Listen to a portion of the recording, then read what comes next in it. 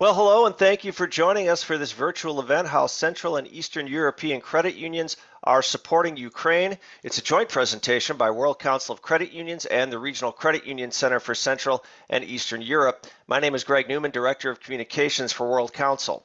The Russian war in Ukraine has shown just how important it is for the world's credit union movements to work together for a common good.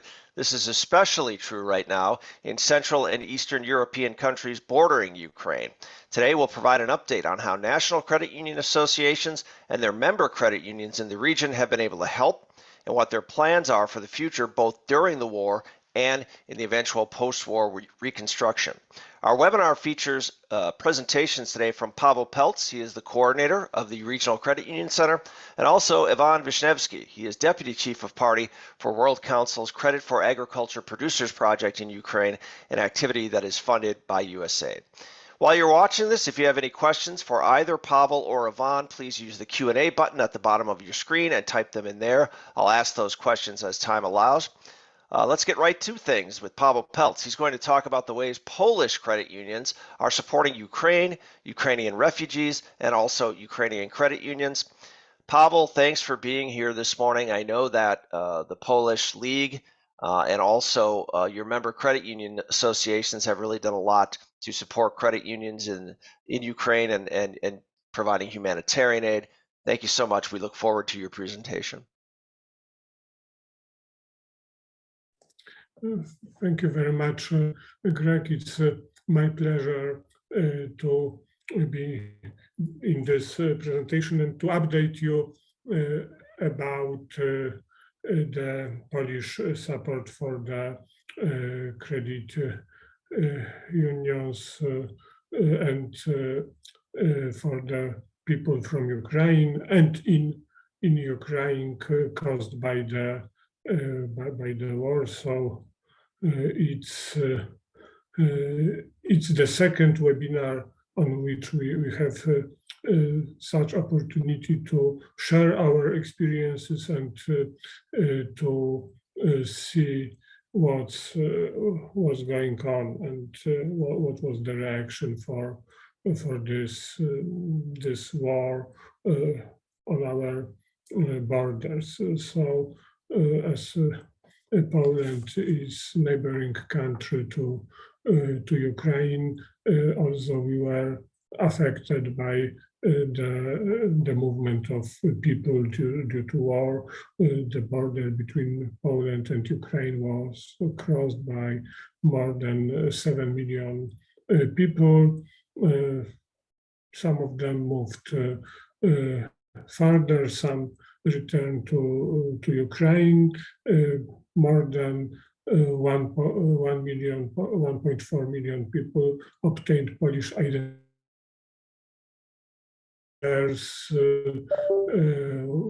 What means that they are entitled to use Polish public services. And of course, credit unions movement cannot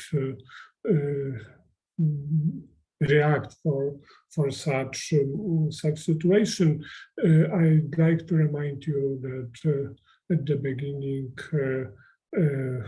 that was, a very spontaneous reaction, the fundraising within employees of WOCCU to buy some equipment needed in Ukraine, very humanitarian issues like clothing, sleeping bags, stretchers, dressing, medicines, walkie-talkies, power banks, binoculars, and similar things. We've talked about this during the webinar a few months ago, and totally we collected and bought something worth about $17,000 in this very initial phase, and also the credit unions in Polish movement reacted similarly. They to buy some stuff or to give support for refugees and so on. But of course, very quickly it was important to find out more organized methods. So at the beginning, we used existing Stevchuk Foundation. This is a foundation created by the biggest credit union in Poland, the Kasa Stevchuka, and also using their accounts, their resources. We also were able to finance some support for Ukrainians in Poland and in another 17,000 US dollars, which was spent that way. But of course, there was a need to create a special organizational framework to support this activity, and also to be able to obtain funds from abroad and from another people who were, or organizations who were ready to support Ukrainian Ukrainian refugees and so on. So for that purposes, the Vyshnevskiy Foundation was created, and I'd like to share with you the results of the activity of Vyshnevskiy Foundation, as I think it might be interesting for you. In the previous year, the Vyshnevskiy Foundation was able to spend for various support for Ukraine about 200 US dollars. It's the website of the Vyshnevskiy Foundation is available in Polish and English language, and more information about the activity, of course, is visible there.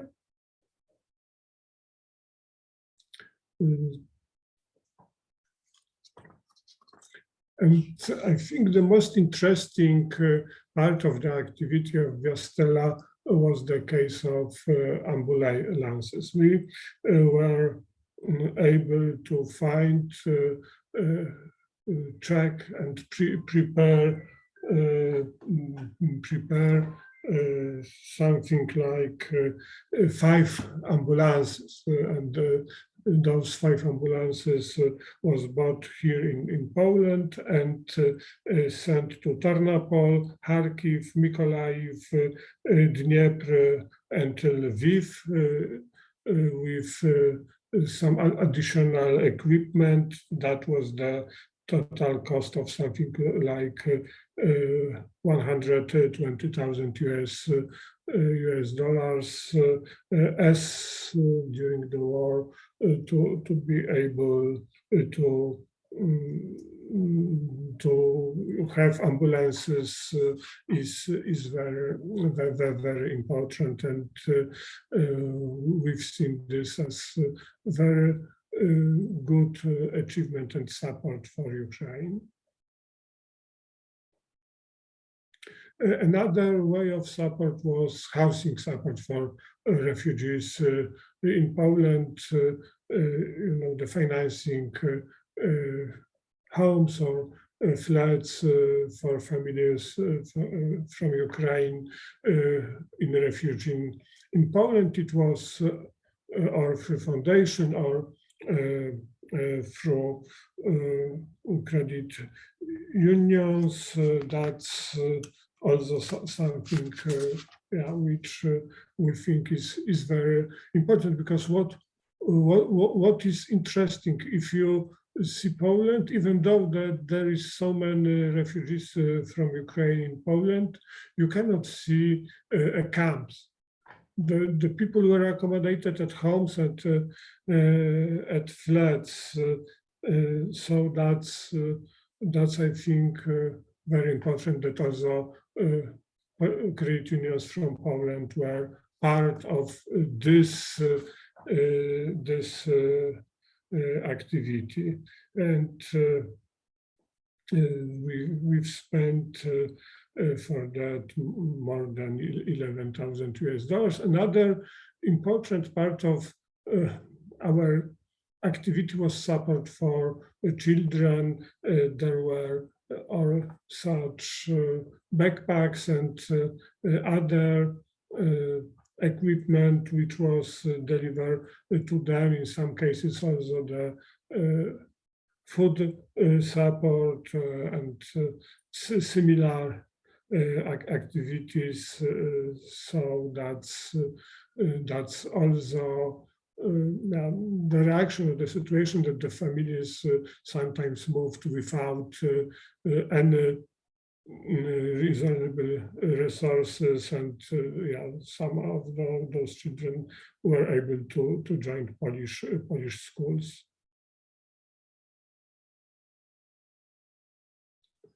A very interesting example of joint efforts to support Ukrainians was this walk behind tractors and other agricultural equipment, as two credit unions from parts close to Kiev, which were at the beginning of the war occupied by Russians, but then returned to Ukraine. They asked for some agricultural equipment, and here there was huge engagement on the CAP project people in that, and we've managed to organize that, and it was very interesting because it was financed by Vyshnevskiy Foundation, but the equipment was bought in Ukraine, delivered to those credit unions, and the credit unions distributed that to their members for use in their communities. So that was 7 tractors with the function of the tiller, 1 potato planter, and a cardan shaft, and that was worth more than 10,000 US dollars.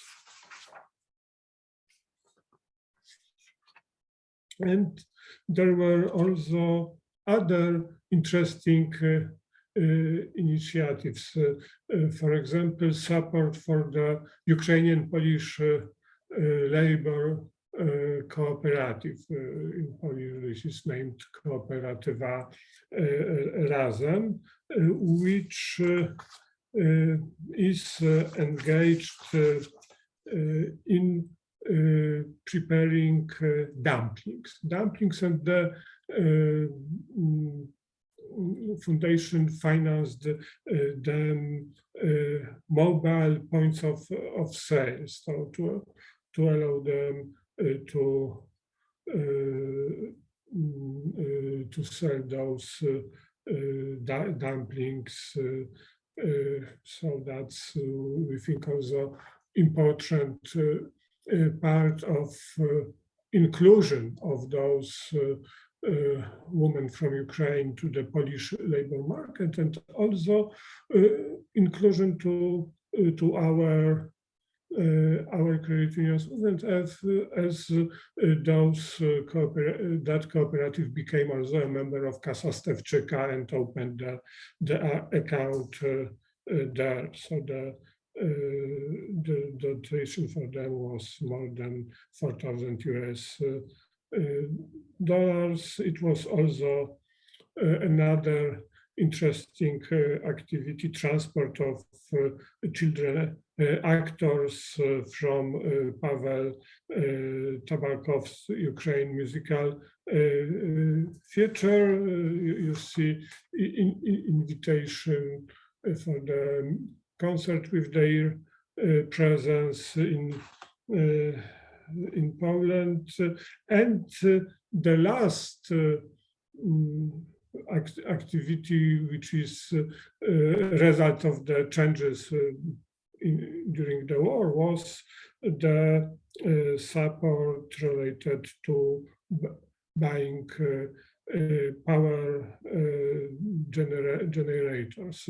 In the last year, we've bought 21 of them for less than $30,000 US. And this year we are continuing this, so we are going to buy another 20 power generators. 5 of them was bought and delivered yesterday, and we are expecting additional 15 in coming days, and they would be also delivered to Ukraine, as we see that this destruction of the power infrastructure is something very, very dangerous for the society, and that's why we are trying also to react for that and to have that. And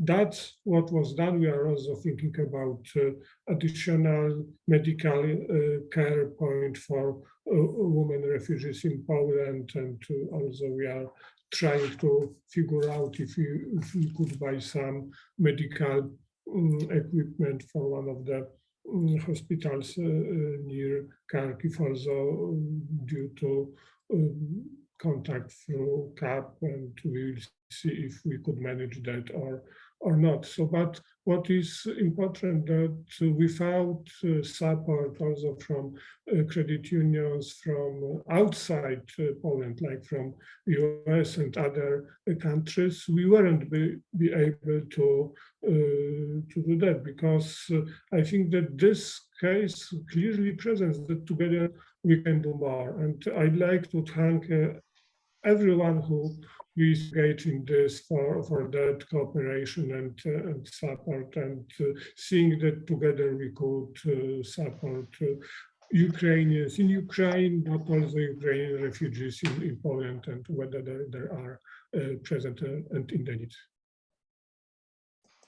Pawel, thank you so much. I know that the National Association of Cooperative Savings and Credit Unions, WOCCU, in Poland has just done a lot to raise money from folks and to get a lot of needed humanitarian aid, a lot of needed equipment into the hands of folks over there. I want to ask you, I know that we see it sometimes here in the U.S., whether it's a different crisis or if it's the Ukraine war. Sometimes there can be fatigue in raising money and getting donations. And how has that been going? And have you seen any of that, or are the Polish people and the credit unions, are they still pretty committed to this cause and raising money and getting more equipment to Ukraine? As you see, I've told that we've spent something like $200,000 US so far, but at the end of the year we still had another $200,000 US.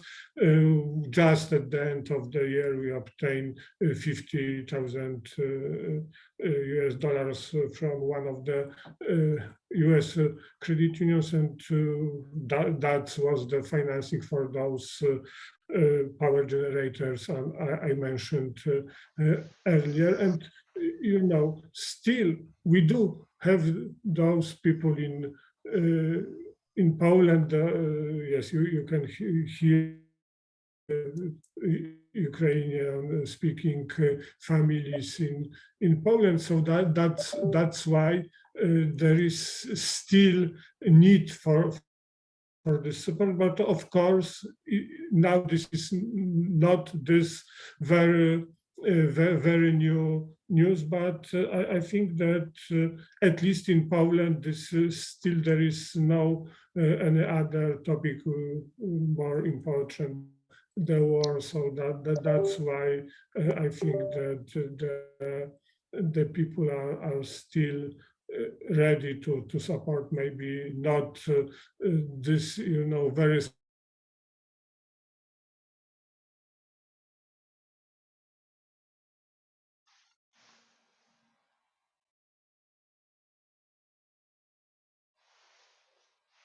Well, it looks like we might have lost Pawel there, a little bit of a freeze on his camera. So, but really great presentation. Good to see what the Polish credit unions are doing.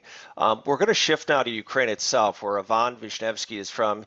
That's where he lives, and he has not left since the start of the Russian invasion on February 24th, 2022.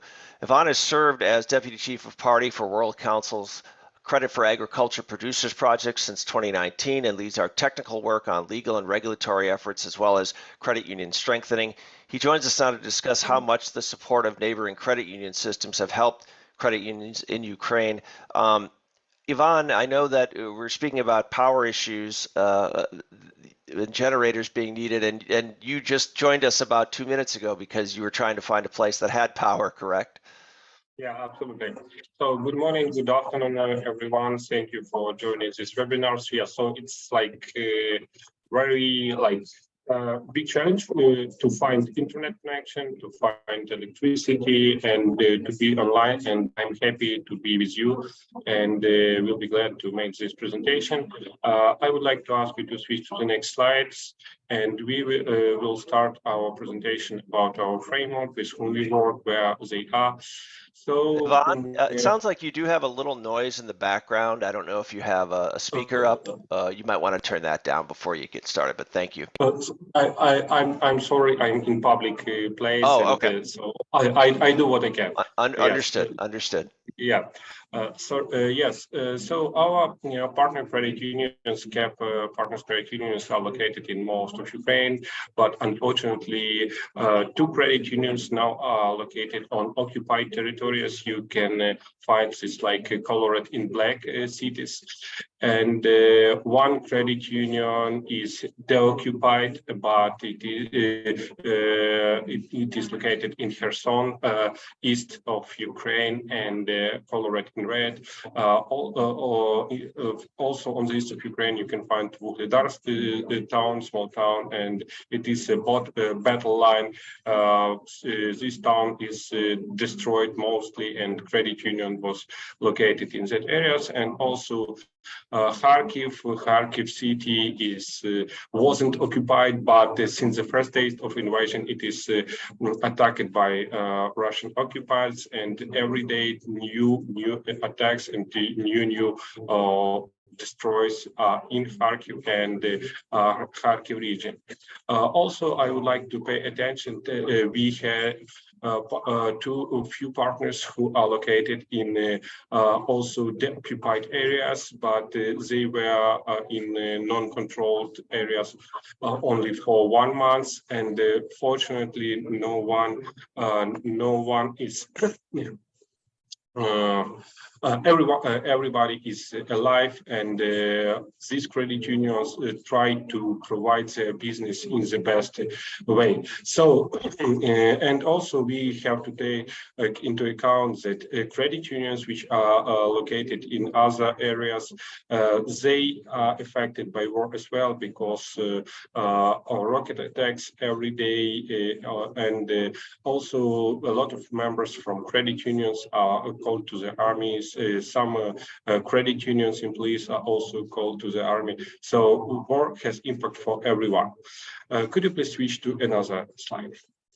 If we talk about data, so we can tell a lot of words, but if we pay attention on the data, we can see that during 9 months from the in 2029, credit unions in 20 persons in numbers of credit unions and also close to quarter in assets, loan portfolio, and deposit portfolio. If we talk about like number of members of credit unions, it is decreased as well, only in 13%. As a part CAP project, we cooperate together with two national associations, all Ukrainian associations of credit unions and the Ukrainian National Association of Credit Unions. You can find the data, and we see that more or less the same the same decrease in percentage in credit unions which are united in these associations.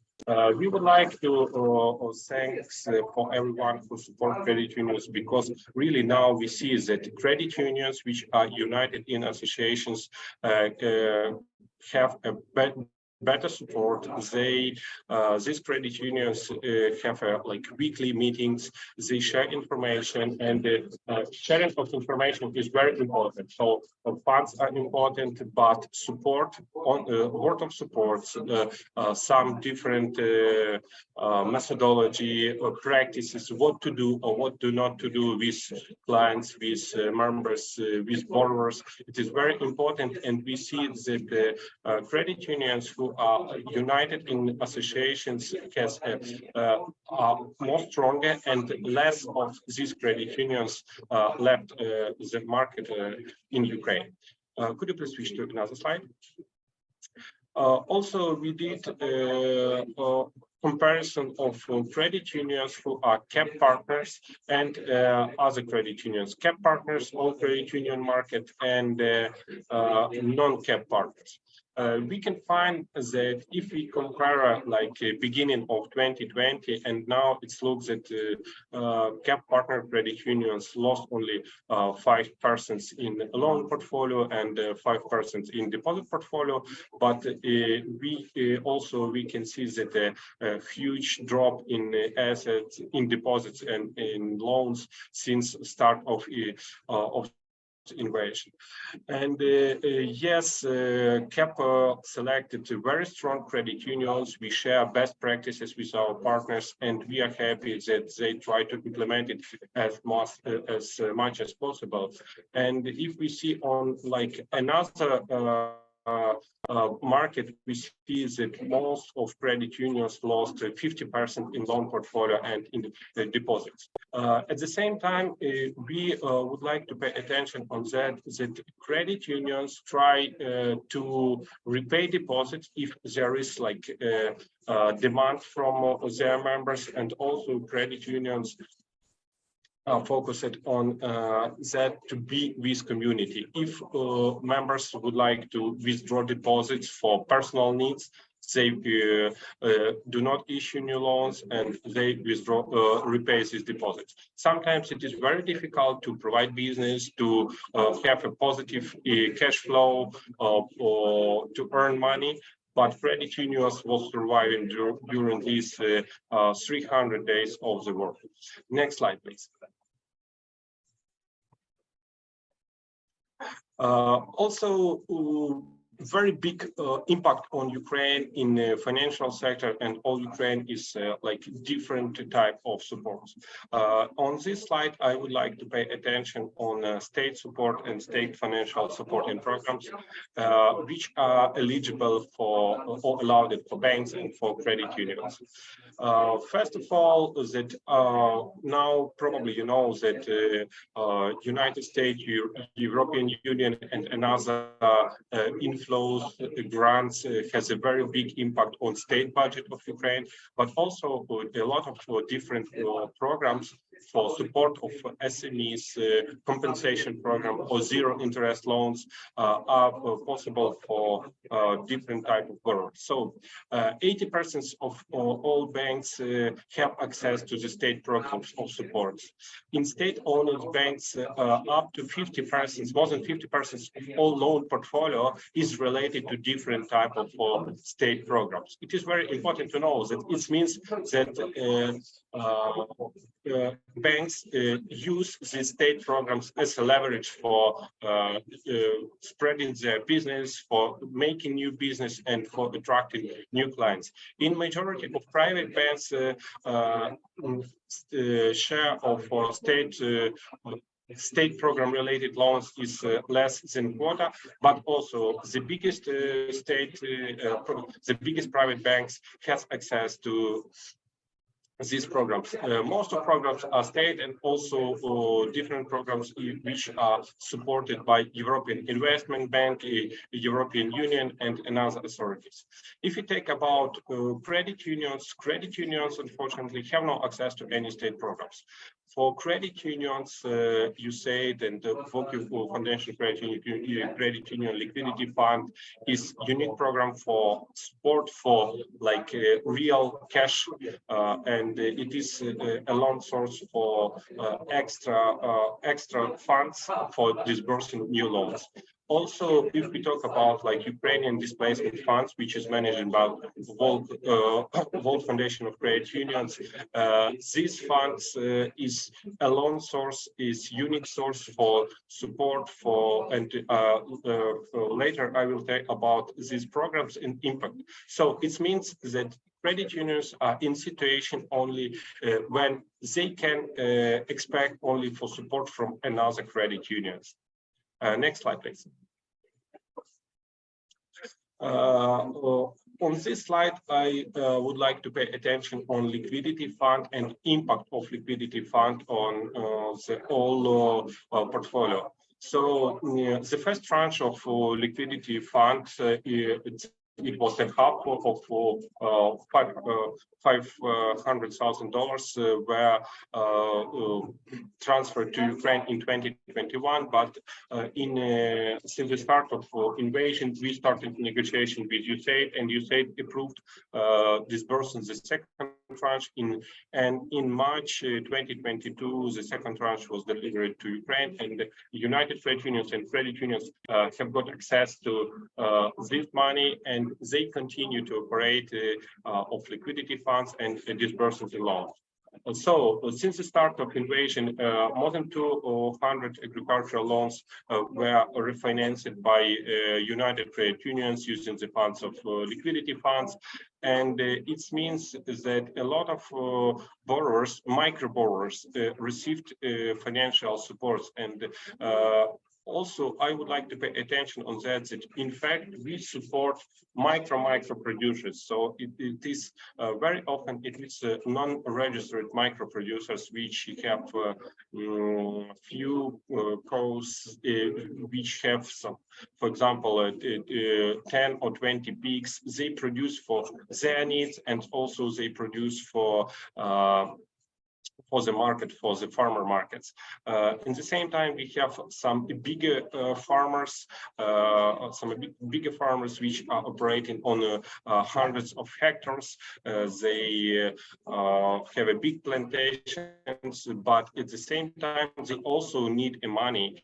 And very often, credit unions is a loan institutions which these producers on WOCCU and WOCCU website and like Ukrainian crisis blog, you can find a lot of success stories, and not sometimes it's not success stories, but stories about real persons who receive this money and who create like value to produce some food for everyone, for all the world. Next slide, please. Also, I would like to tell a few words about activity related to Ukrainian Credit Union Displacement Fund. As it was mentioned before, we cooperate with two national associations of credit unions, and one of the part of activity of Credit Union Displacement Fund is support of credit operations. And in this regard, I would like to thanks to everyone who donate to foundation and to foundation which support associations in credit unions in their daily business. $300,000 were allocated for support of for daily operations of credit union. It is like support of power generation and stations, because today each business of Ukraine is affected by lack of electricity, and it is important to provide business if you have no electricity. So this winterization, as we call it, is very important to support, and now we happy that credit unions will have possibility to serve their members in case of absence of electricity. A few projects were implemented in support with the support of CAP projects. It was like first of project was a fuel disbursement program. It means that borrowers of credit unions have got diesel for their operations, and also loan disbursement programs.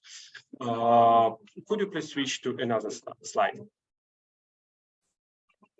Yeah, so if we tell about these programs, first of all, about like partial loan reimbursement programs, we collected the smallest borrowers, the smallest micro borrowers, and more than 1,000 individuals got up to 10% of their agri loans, and we compensated them at the moment more than $74,000. It has a huge impact because no one expects to receive any support from credit unions, and it is very important for us in these difficult circumstances, in this war time, to support credit unions and their members.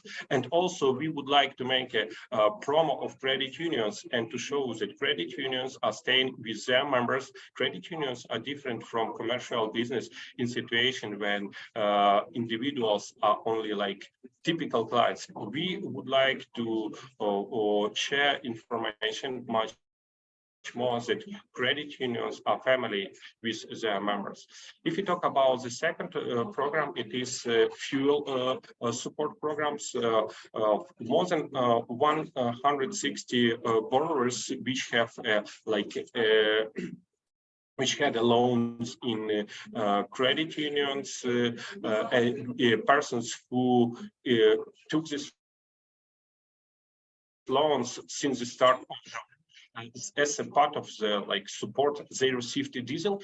Probably you know that in April, March, Russian attacks was focused on fuel stations in Ukraine, and it was a big crisis with fuel, with diesels. We start negotiation with one of the biggest Ukrainian provider, and fortunately, more than 64,000 of liters of diesel were purchased and delivered via credit unions to the farmers. They were happy because they didn't expect, they never had such type of support. And from our point of view, it is very important because most of them told that yes, we will be with our credit unions in the next years.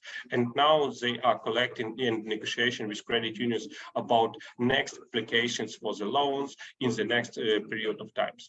And also, we cannot forget about the first months of the war when millions of Ukrainians were relocated in country, outside of country. Millions of refugees now are located in outside of Ukraine. Millions of more than 4 million of Ukrainians are internal relocated persons, and $50,000 were also shared to humanitarian fund, and this fund provides humanitarian aid to more than 8,000 refugees. Next slide, please.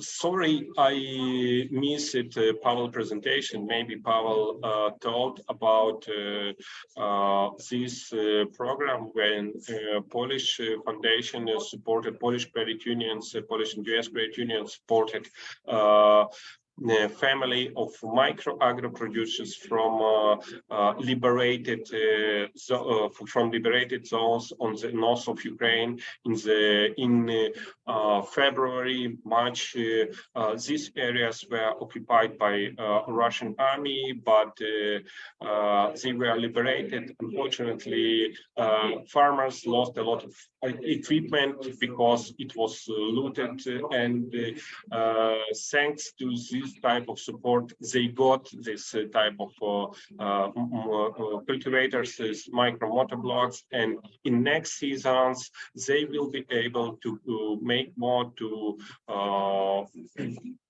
provide business. And one of the point I would like to tell that when credit unions collect these families, they discuss it that yes, you will use this equipment for your needs and also help to another persons in the community. And usually everyone tells that yes, we understand that it is support from the people to people, and we will do it and we will do this because only if someone share with us, we will share it with as well. We will do together like more food for everyone, and we will support each other.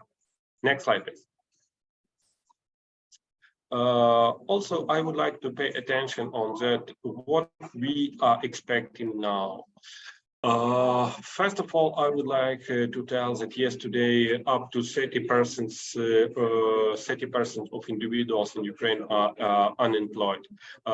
Mobilization also had a huge impact on business, absence of electricity, and we see the problem of decreasing in income, growth of share of low-income population in Ukraine, and in further we expect like decreasing in deposits because people will have much less money than before war. That's why credit unions will be facing the problems that lack of capital, for lack of funds for further lending activities.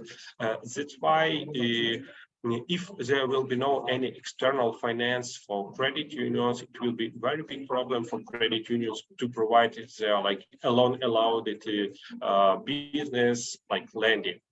Also, we see not a problem, but now it's like a challenge for credit unions, a big number of internal relocated persons, internal refugees in communities. It's new persons for credit unions, new persons for communities, and credit unions have no methodologies, have no practices how to operate with this program, with these individuals, because no one knows their like long-term plans, and very often these persons also have no like long-term plans. Will they stay in this community forever, or they will live here for few months as they wait? So, but also these persons would like to find the job. They would like to start a small business, and they also need finance, and probably they can be a new blood for credit unions. They can become like active members of credit unions.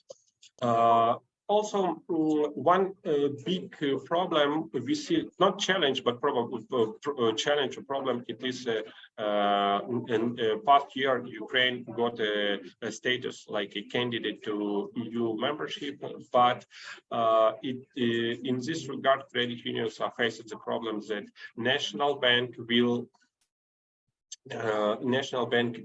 and all regulatory authorities will implement a lot of EU directives in national law, and that's why we will be facing like increasing of regulatory requirements to credit unions. And like last in this list, but not last by importance, it's a decreasing of number of active credit unions. Before war, there were a big number of very small credit unions, and now these credit unions cannot survive because they drop it in assets. It means like it has the same impact on earning of credit unions, and probably these credit unions will finish their businesses, will close the operations, close the offices, and it will be the challenge to support bigger credit unions, which will expand. We hope that they will expand like by territories in assets as well. But again, we have to help them to minimize the risk of this expansion. Next slide, please. When we discuss it about like what we can tell or what types of support can be provided to credit unions, I can tell that we are facing like few problems, and probably this type of supports are welcome as and all other as well. So first of all, it's a more external finance from international donors, investors, or other type of entities for support of agricultures, micro business, different type of micro businesses in cities, in rural areas, support of refugees, and also women in business, because today a lot of women decided to not left the country. They decided to stay in country. They decided to expand and continue their business. A lot of them are alone who are providing business and family, because husbands very often are called to the army. And in this regard, if we take like a comparison, now women are bigger numbers of borrowers than men. The second one, it's a methodology and recommendations how to attract refugees to credit unions and provide services to them, because as I told before, credit unions don't know. It is a new problem for them. It's a new clients. It's persons without like links with this community, but theoretically they can be long-term members of credit unions. And if someone have any examples how to operate with this type of persons, it will be very thankful. So not only money, but this type of methodology and recommendations also is important to know, because maybe in this regard credit unions can use own funds or another funds, but to know how to operate with these persons. And the third critical point is like international advocacy efforts, because for us, it is very important to minimize impact of EU directives, not because we would like to follow EU directives, but we would like to discuss with regulators for implementation of proportionality, because credit unions are not banks. And since 2020, when the National Bank of Ukraine became a regulator of credit unions, we are facing the problem to explanation them, to argue them on proportionality. And yes, the central bank know how to regulate the banks, but it is very important to convince them that credit unions is absolutely legal, a different entity. Credit unions is entity with different type of nature of the business, and it is important to help credit unions to survive in these circumstances, and it is very important to implement proportionality. Yes, we would like to have regulation, but we would like to have regulation which is relevant to the risk which are created by credit unions in their activities. Next slides, and it will be the last slide. I would like to tell thank you everyone who joined this webinar, who support. I know that a lot of you like support Ukrainians in your country. Thank you everyone who do. Thank you everyone who support. And also I would like to tell thank you for like taxpayers of United States, Canada, worldwide who support us, and because yes, only thanks to your different type of support, Ukraine exists as a country today. Ivan, thank you. Great presentation, and so much to think about, especially you know, how you can still support Ukraine. I'm curious. I know you were in Western Ukraine for a large part of the early part of the war. You're now in Kyiv. how are the folks, how are the people of Ukraine, not just credit union members, but the people of Ukraine in general? How are they holding up? How are they faring? Be honest, everyday situation became more difficult. Like every day for 9 months, everyone is in the risk area. Yes, there is some level of adaptation to these risks. So yes, for example, like electricity, yes, it is a problem. We are challenged, but we solving. But no one can predict what will happen, when next attack will happen. It is very sad to see every day that in this community someone is killed, and every day new information about deaths on the front line. It is very difficult to hear. That's why be honest, but I assume after the victory, a lot of persons will have different will require psychology support. We'll tell in another word. Will require psychology support to for like stabilization of mental situation, because. For example, when you do not communicate with one person, or you communicate with someone in once or one time per month or one time per 2 months, in next meeting, you see that everyone changed a lot.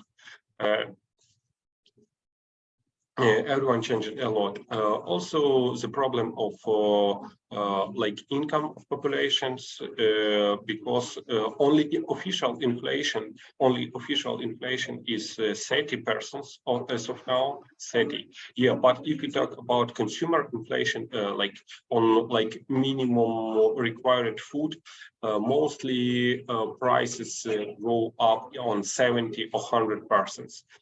But at the same time, the person, for example, who are retired persons, they have the same level of state pension. That's why it is important today to support not army only, but also everyone to it's good to support aged persons who have no another income except state pension. So, and are a lot of credit union members pensioners? Do you have a lot of credit union members who are pensioners?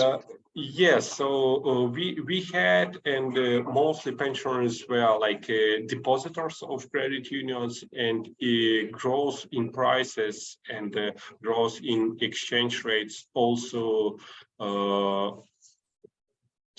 is a reason why depositors withdraw deposits. Sometimes they need this money for their daily life needs, for current daily life needs. Ivan, I thank you so much for your time. Thank you for your dedication throughout this whole ordeal. You've been really a constant source of, you and a lot of the team members have been a constant source of inspiration for us, the rest of us at World Council of Credit Unions. So please be safe, and thank you so much for the work that you do. Thank you. And that's going to do it. We don't have any more questions, I don't believe. I will check one last time here to see if we got any other questions here. And not so far, but we want to thank everybody for joining us today. And once again, we just want to remind you that today's webinar was recorded. It's going to be available later today on the World Council YouTube channel, and you can find the World Council YouTube channel at youtube.com/WOCCU/WOCCU. Thanks for joining us. Have a great Tuesday, everyone.